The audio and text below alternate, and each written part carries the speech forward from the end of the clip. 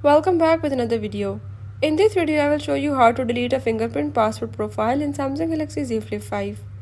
So from this device, if you want to delete a fingerprint password profile, I will tell you how to do it. I will show you all the steps, you have to follow them, and if you are new to this channel, don't forget to subscribe and press the bell icon. Now let's watch the video and learn it.